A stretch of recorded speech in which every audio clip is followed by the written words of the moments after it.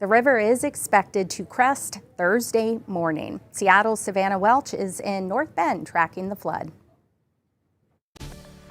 Well, North Bend has been taking a hit day after day with these back-to-back days of rain and a lot of flooding through many streets in parts of Snoqualmie and North Bend. Take a look. This is Bendigo Boulevard South. This is just off I-90. We've seen a number of cars making their way through, some speeding through, and some taking it a little slower.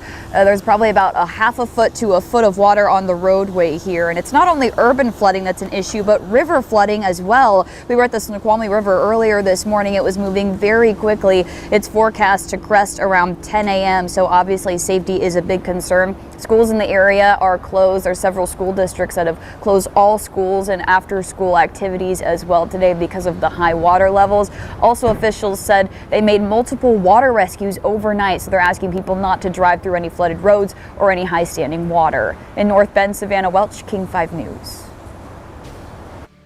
Now I want to talk about the forecast here in Seattle. So we've had so many changes with this atmospheric river. It's been very strong the last couple of days. I was talking about the strength of the atmospheric rivers. The scale goes from an AR1 to an AR5, and this was forecast to be an AR4, which is mainly hazardous. It could be beneficial, and it will with our drought, just we're getting it all at once, all of this rain. So let's dive right into the forecast.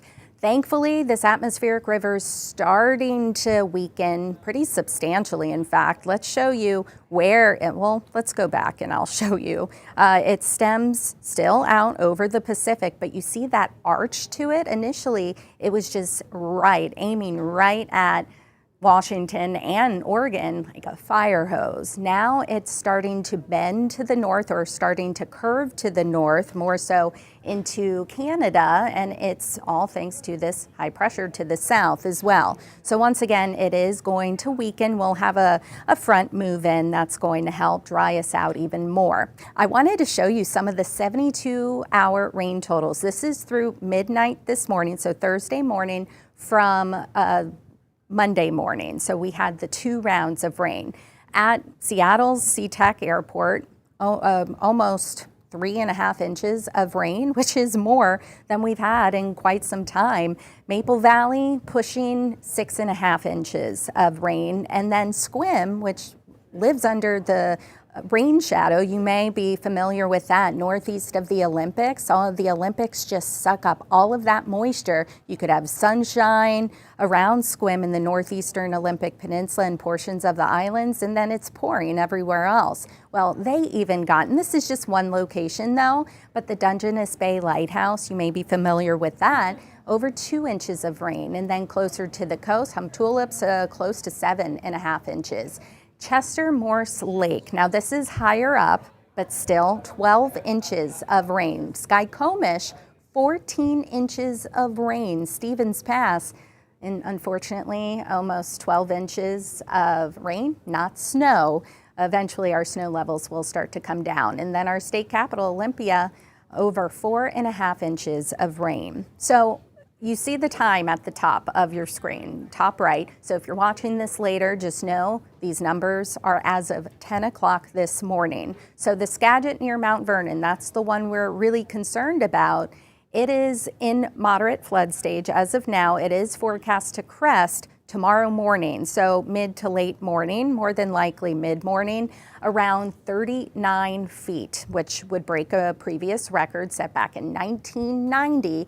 Originally, it was forecast to crest about 4 to 5 feet above that record. Thankfully, the forecast has gone down. Now, the Skagit near Concrete, which is upstream, it already crested, or it's cresting as we speak, and it's cresting a little lower than the forecast, which is great news there. The Snohomish at Snohomish already hit a record, a previous record set back in 1990, and it is cresting more than likely as we speak as well. The Snohomish near Monroe also expected to reach that historic level. So really it's the Skagit and Snohomish where we were expecting and are expecting some of those records. And additionally, the Cedar at Renton, so south of Seattle, and Lake Washington actually crested at record levels, broke a record from 1990 this morning.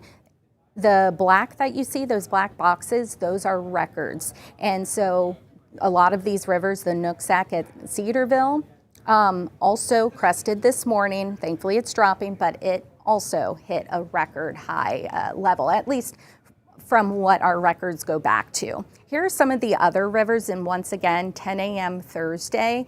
Some of the other rivers, the Skagit near Concrete, I mentioned that it's cresting, and it's just shy of that crest, at least as of 10 a.m. Puyallup near Ording, you see close to 14 feet, and it's a lot of them are expected to crest this morning, if not give or take a couple of hours. The Chehalis near Grand Mound, going to crest later this afternoon.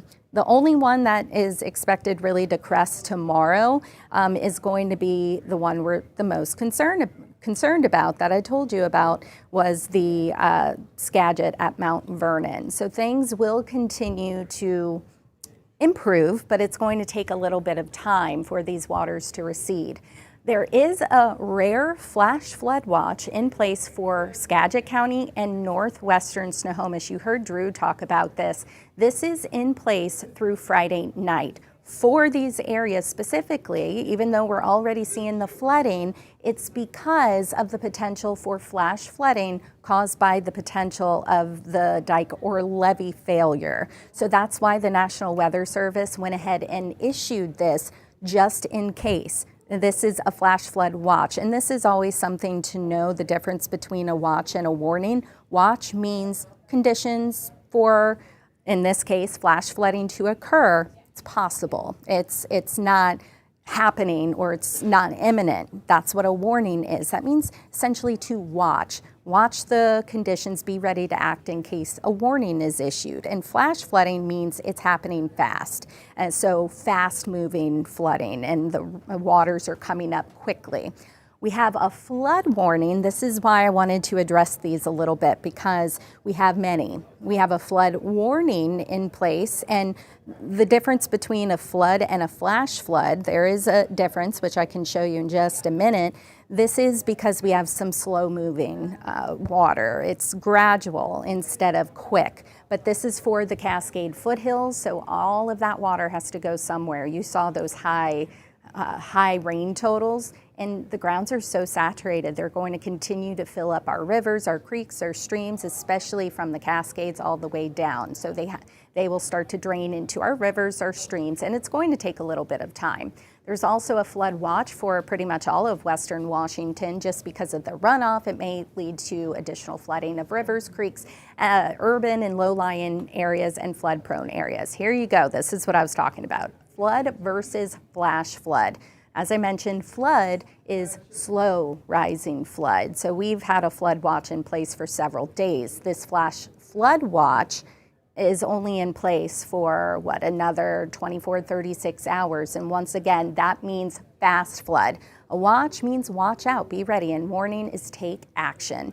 Something else that we're concerned about, and we've already had numerous reports, increase of landslides, debris flows, and mudslides. I wanted to show you a look from this is actually our Columbia Center camera in Seattle. See the camera shaking, Bellingham, it's gray, but the rain has let up. And unfortunately, this is above 5,000 feet, but Mount Rainier Paradise, don't have much in the way of snow just yet. So let's talk about the rain coming in. So we're finally getting that break, but we could have a weak little system move in, and that could bring more rain, but light. But look up in the North Cascades and then eventually into Stevens Pass. There could be a little bit in the way of snow, but nothing meaningful. Then we get into Friday morning, going to only have a couple of sprinkles here and there. And then into Saturday, we're actually going to have a really nice day, maybe some morning fog. And then into Sunday, we'll have more rain around. Now through Friday evening, you see an additional maybe 1/10 of an inch up in the mountains,